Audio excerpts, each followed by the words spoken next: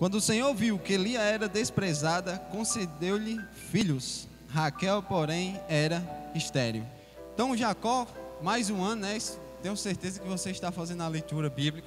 Nós vemos ali tudo que aconteceu com Jacó. Jacó teve que sair da casa dele.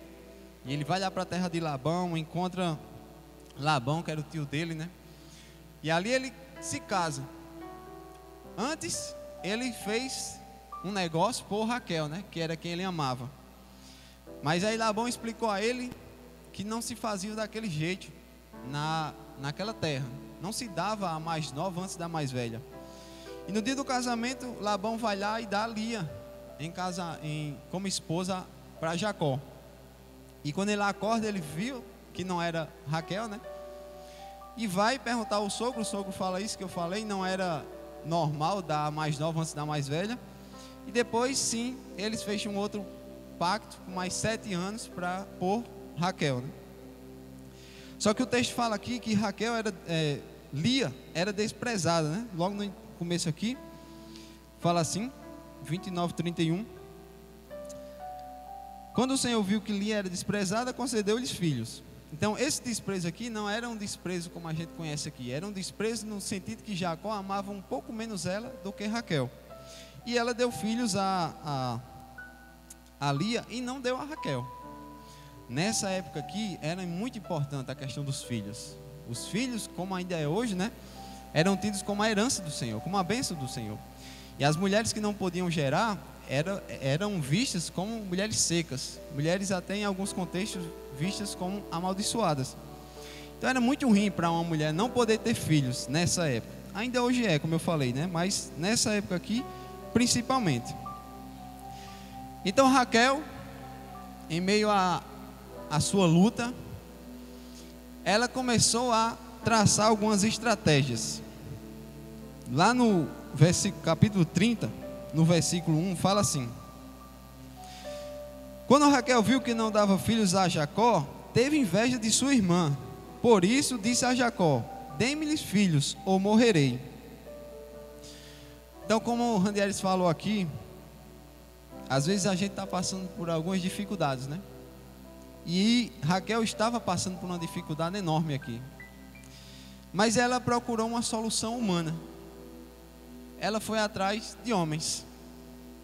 No caso aqui do marido, Jacó. Dizendo a ele: me dá filho, senão eu vou morrer. Aí Jacó vai e responde, né, no 2. Jacó ficou irritado e disse: por acaso estou no lugar de Deus que a impediu de ter filhos? Jacó respondeu o óbvio. Ele não podia fazer nada. O problema não estava com ele, né? Afinal de contas, ele já tinha tido outros filhos com Lia, a outra esposa dele. O problema estava em Raquel. Mas ali ela foi e buscou a solução que estava ali mais próxima dela, que era o marido. E aí ela continua, né? Lá no 3, versículo 3 do capítulo 30. Então ela respondeu, Raquel, né? Aqui está Bila, minha serva. Deite-se com ela, para que tenha filhos em meu lugar, e por meio dela eu também possa formar família. Por isso ela deu a Jacó a sua serva Bila por mulher. Ele deitou-se com ela. Bila engravidou e deu-lhe um filho. Então Raquel disse: Deus me fez justiça, ouviu o meu clamor e deu-me um filho. Por isso deu-lhe o nome de Dan. Nessa época aqui isso era muito comum. Quando as senhoras não podiam ter filhos, elas entregavam as servas dela ao marido, para que o marido tivesse filho e aquele filho fosse como o da serva, o da senhora, desculpe. Era o filho da serva dela, mas era como se fosse dela, de Raquel. Então ela tentou aqui pegar um atalho, uma prática comum na época, né? Ela tentou mais uma vez uma solução humana. Ela fez o que era permitido na época e conseguiu alcançar o objetivo, né? Mas existia um detalhe aqui. Esse menino, Dan, não era filho dela de fato. Não era o sangue dela. Ela não tinha passado por uma gestação. Ela não tinha amamentado. E ela continuou insatisfeita. Porque não era isso que ela queria. Ela queria gerar um filho no ventre dela. Ela queria passar pela experiência dos 9 meses ali com a criança na barriga, né? amamentar. É tanto que ela continua tentando, né? Lá no versículo 14 ao 16, fala assim, do mesmo capítulo: durante a colheita do trigo, Rubem saiu ao campo, encontrou algumas mandrágoras e as trouxe a Lia, sua mãe. Então Raquel disse a Lia: dê-me algumas mandrágoras do seu filho. Mas ela respondeu: não lhe foi suficiente tomar de mim o marido? Vai tomar também as mandrágoras que o meu filho trouxe? Então disse Raquel: Jacó se deitará com você esta noite, em troca das mandrágoras trazidas pelo seu filho. Quando Jacó chegou do campo naquela tarde, Lia saiu ao seu encontro e lhes disse: hoje você me possuirá, pois eu comprei esse direito com as mandrágoras do meu filho. E naquela noite ele se deitou com ela. Então aqui ela tentou mais um artifício humano da época. Nessa época aqui existia uma superstição que esse fruto aqui curava a infertilidade de uma pessoa. É tanto que nesse contexto aqui, Lia também já tinha deixado de ter filhos, né? E ela pede, o filho vai lá a Rubem e a encontra e leva para a mãe, porque tinha essa superstição que as mandrágoras curariam a infertilidade. E aí Raquel vai e tenta mais uma vez uma solução humana. Tomou daquelas mandrágoras e comeu, né? Só que não adiantou ainda. Ela continuou não podendo gerar. E lá no versículo 22, nós encontraremos o núcleo dessa mensagem. Se você puder sair daqui só com uma coisa, saia daqui só com o versículo 22. É o suficiente para você. Diz assim: então Deus lembrou-se de Raquel. Deus ouviu o seu clamor e a tornou fértil. Então ela viu que não ia adiantar. E não me entenda mal, não existe nada de errado você buscar as suas próprias soluções humanas, como ela fez aqui, né? Ela tentou de tudo que estava ao alcance dela. Muito provavelmente você faria isso também. Eu certamente faria isso. Eu tentaria tudo que estivesse ao meu alcance, e quando não tivesse mais nada para fazer, eu colocaria diante de Deus. Existem pessoas que não, ao contrário, né? Primeiro coloca diante de Deus e depois tenta fazer com sua própria força. Enfim, cada um tem a sua personalidade, cada um tem a sua maneira de agir. Mas não existe nada de errado nisso, em buscar ajuda, como ela buscou. Se você tem um problema e acha que alguém pode lhe ajudar, realmente vá atrás. Mas existe um momento, chega uma hora que nós não temos mais saídas, que foi o que aconteceu com ela aqui. Ela fez tudo que estava ao alcance dela, ela fez tudo que ela podia fazer com as mãos dela, com a força dela, mas ela entendeu que não ia dar certo. E aí ela busca aquele que consegue resolver qualquer problema. Ela busca o Deus Todo-Poderoso, que era capaz de resolver a esterilidade dela. E continua. Ela engravidou e deu à luz um filho e disse: Deus tirou de mim a minha humilhação. Deu-lhe o nome de José e disse: que o Senhor me acrescente ainda outro filho. O significado de José significa exatamente isso, acréscimo. Ela tinha atingido um estágio espiritual tão grande que no nascimento do filho, ela ainda profetiza sobre ela mesma: eu terei outro filho. E de fato, ela tem outro filho, né? Benjamim. Então, depois de tentar todas as soluções humanas que estavam ao seu redor, ela decide buscar e conhecer o Deus dela e não o Deus de Jacó. Existe uma corrente de pensamento que acredita que a família de Raquel era politeísta, ou seja, ela acreditava em vários deuses.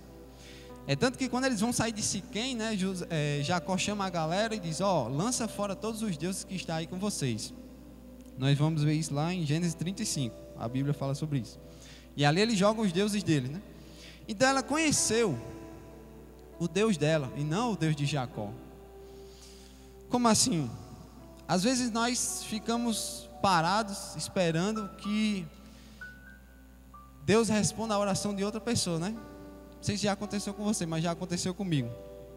E mais uma vez, não existe nada de errado em você pedir oração a alguém, em você buscar alguém que você confia, enfim. Mas nós precisamos conhecer o nosso Deus.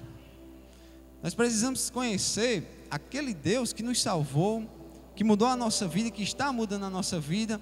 Um Deus que é todo poderoso, que pode fazer aquilo que nós não podemos fazer. E às vezes nós ficamos terceirizando a nossa fé. Eu tenho um problema, ao invés de eu buscar a Deus, não, Pauliana, busca a Deus, que você tem mais fé do que eu. De repente você vai e busca o pastor, ore por isso, porque o Senhor tem mais fé do que eu. E repito, não existe nada de errado nisso. Mas além de você conhecer o Deus da sua mulher, o Deus do seu marido, o Deus do seu pastor, o Deus da sua pastora, você precisa conhecer o seu Deus. Você precisa ter relacionamento com Ele. Você precisa buscá-lo de todo o seu coração. O que é conhecer, segundo o dicionário? Ter experimentado ou ter sensação de pertencimento. Às vezes nós mesmos, enquanto cristãos, enquanto servos de Deus, nós não conhecemos o nosso Deus. Nós ficamos limitando o poder dele. Nós ficamos condicionando o agir de Deus na nossa vida. Isso aqui Deus faz só na vida do outro, na minha vida Ele não faz. Isso aqui acontece só com aquele irmão, comigo não acontece. Mas por quê? Se é o mesmo Deus, se é a mesma fonte. Talvez é porque o irmão conhece o Deus dele e você ainda não o conhece de verdade. Aconteceu isso com os discípulos, lá em Mateus 8. Abra lá, por favor.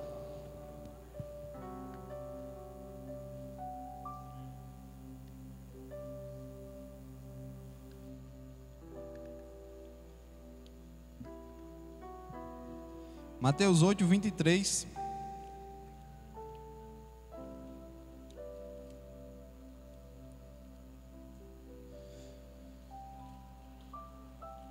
Fala assim, Mateus 8, 23. Entrando ele no barco, seus discípulos o seguiram. De repente uma violenta tempestade abateu sobre o mar, de forma que as ondas inundavam o barco. Jesus, porém, dormia. Os discípulos foram acordá-lo, clamando: Senhor, salva-nos, vamos morrer. Ele perguntou: por que vocês estão com tanto medo, homens de pequena fé? Então ele se levantou e repreendeu os ventos e o mar, e fez completa bonança.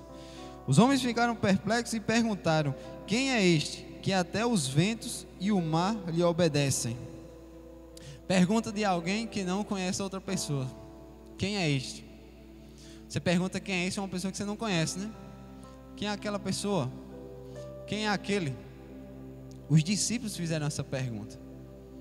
Eles ainda não conheciam o Deus dele de verdade.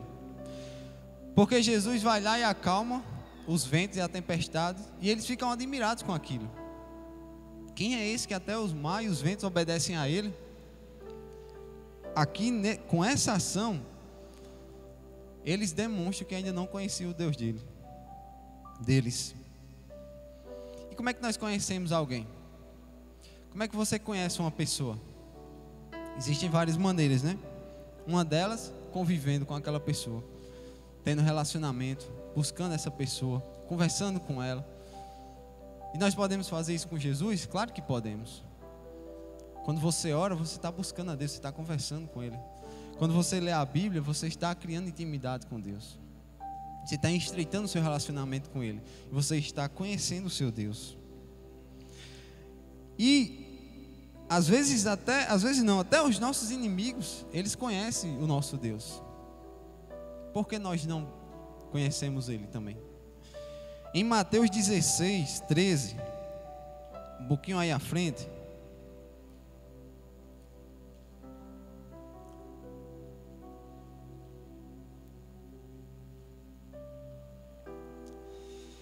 Mateus 16, 13.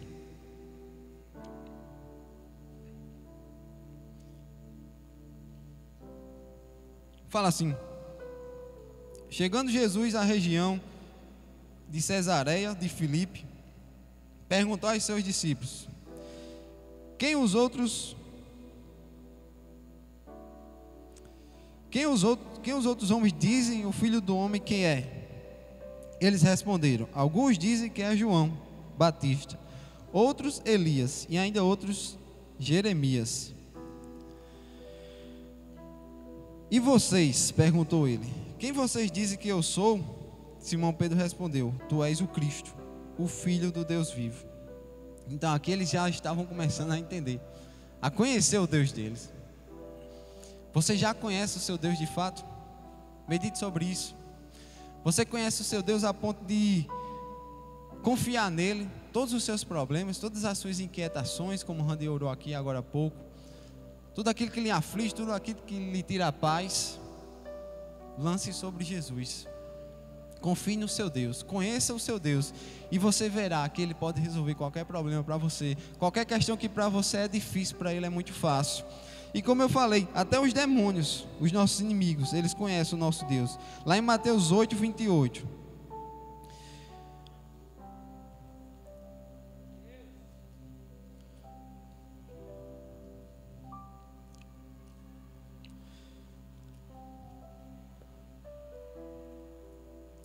Mateus 8, 28 fala assim: Quando ele chegou ao outro lado, a região dos Gadarenos, foram ao seu encontro 2 endemoniados que vinham dos sepulcros. Eles eram tão violentos que ninguém podia passar por aquele caminho. Então eles gritaram: Que queres conosco, filho de Deus? Vieste aqui para nos atormentar antes do devido tempo? Perceba como é que ele classifica Jesus: Que queres conosco, filho de Deus. Então até os demônios, eles conheciam Jesus. E eu lembro que a gente falou um pouco sobre isso numa reunião do louvor, se não me engano. E nós falamos exatamente isso, sobre conhecer o nosso Deus. O que nós precisamos fazer para conhecer o nosso Deus? O que você precisa fazer? O que eu preciso fazer? Busque o seu Deus. Busque a Ele, não somente quando você tiver um problema, como nós estamos falando aqui nesse contexto. Busque a Ele quando tiver tudo bem também. Agradeça a Ele, louve a Ele quando tiver tudo bem, quando não tiver nenhum problema na sua vida, na sua família, no seu casamento, com seus filhos. Porque às vezes as coisas vão ficando tão boas que a gente vai esquecendo Jesus. É meio contraditório, mas infelizmente acontece. Está tudo bem, então nós vamos deixando Jesus de lado, nós queremos distância. Mas por quê? Aí quando vem a luta, nós vamos correr para Ele. Nós vamos buscar, nós vamos orar, nós vamos jejuar com a intensidade que a gente nunca fez quando estava tudo bem. Por quê? Porque não conheceu o nosso Deus também na hora da bonança? Porque não conheceu o nosso Deus quando está tudo bem? Quando você não está enfermo, quando você não está com um problema? Por que só buscar Ele nas dificuldades? Isso não seria egoísmo de nossa parte? Isso não seria querer tirar proveito do nosso Deus? E aí eu lhe pergunto: e se nada der certo?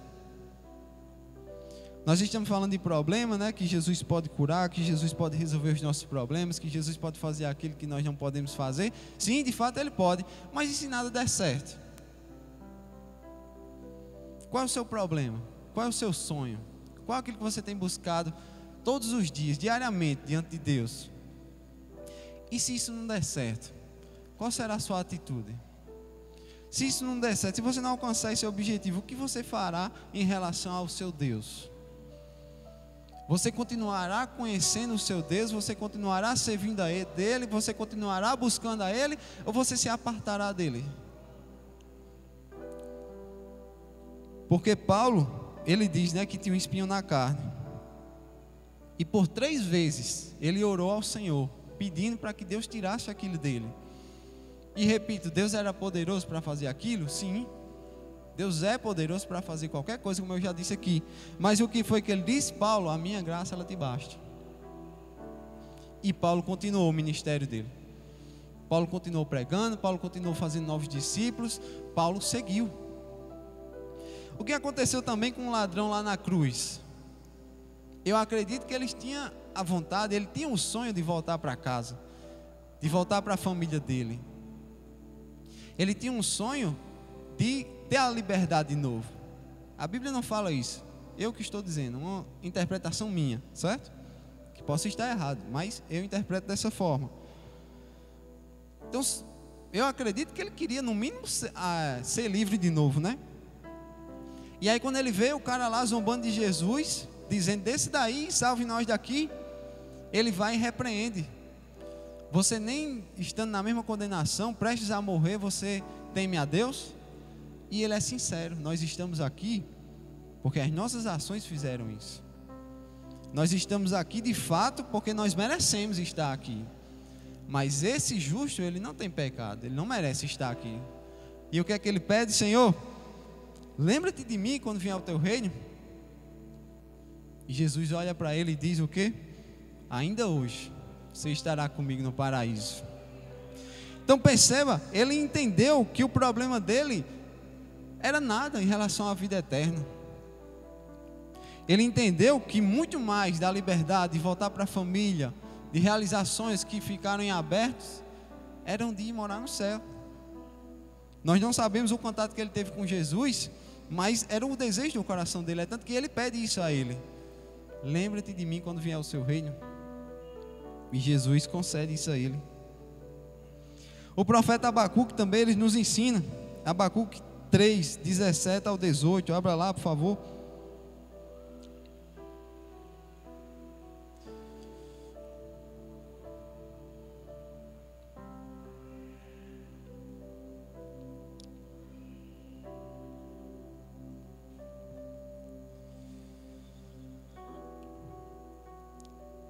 Abacuque 3, 17, 18 fala assim: porque ainda que a figueira não floresça, nem haja fruto na vide, ainda que decepcione o produto da oliveira, e os campos não produzam mantimento, ainda que as ovelhas da malhada sejam arrebatadas, e nos currais não haja gado, todavia eu me alegrarei no Senhor, e exultarei o Deus da minha salvação. Abacuque conhecia o Deus dele. Eu tive a oportunidade de levar essa palavra no encontro dos jovens e expliquei um pouco ali a eles. A figueira representava ali figos, gerava figos, frutos. Isso era usado para comida, né? Não haja fruto na vide, a vide produzia uvas, que da uva era feito o vinho.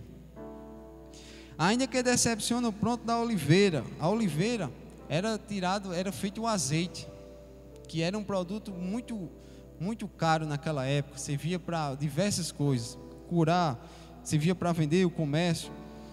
Não produzam mantimento, ainda que as ovelhas da malhada sejam arrebatadas, nos currais não haja gado, fonte de alimento, fonte de vestimenta, comércio também. Todavia, eu me alegrarei no Senhor. E ele classifica quem é esse Deus: exultarei no Deus da minha salvação. Ele não diz o Deus das minhas necessidades. Ele não diz o Deus do que eu quero comer, do que eu quero vestir. Ele diz o Deus da minha salvação. Então Abacuque conhecia quem era o Deus dele. Abacuque conhecia que Deus era o Deus da salvação dele. E como eu falei, e se nada der certo? Você está decepcionado com alguma coisa que deu errado, ainda não deu certo? Você está decepcionado porque ainda não chegou aquilo que você espera que chegue, aquilo que você tem orado, que você tem buscado, que você tem empreendido do seu tempo, da sua força, ainda não chegou? Amém. Tenha fé, tenha coragem de dizer: se chegar, amém, se não chegar, eu não estou nem aí, porque o meu nome está escrito no livro da vida. Se eu morrer agora, eu vou para o céu, e é isso que importa. A nossa fé, a nossa fidelidade, a nossa constância, ela não aponta para o presente, para aquilo que Deus pode fazer por mim, por aquilo que Deus pode fazer por você.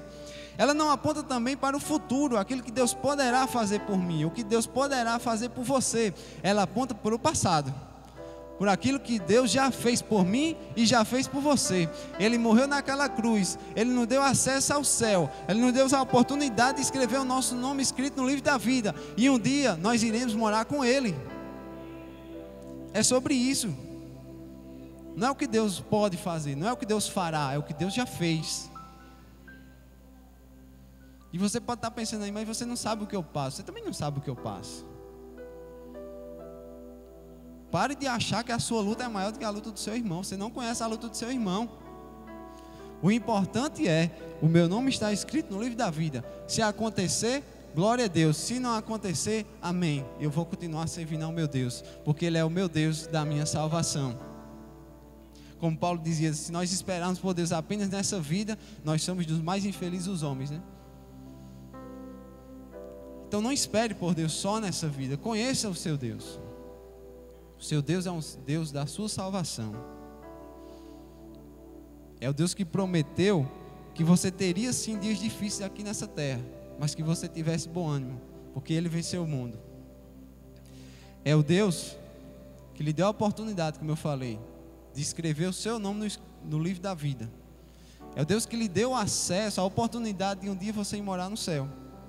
E agora só depende de mim, só depende de você, um dia ir morar com Ele. Amém? Vamos cantar um louvor aqui. Estou concluindo.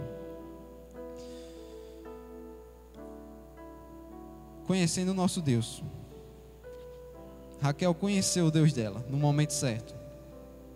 Depois que ela viu que não tinha mais nada para ela fazer, ela começou a buscar o Deus dela. Então, que você possa fazer isso também. De repente você já tentou de tudo.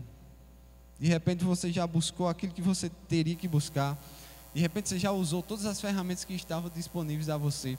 De repente você já procurou as pessoas que lhe ajudam em determinado momento. Você já fez tudo que você podia fazer. Agora, entregar ao Senhor e descanse.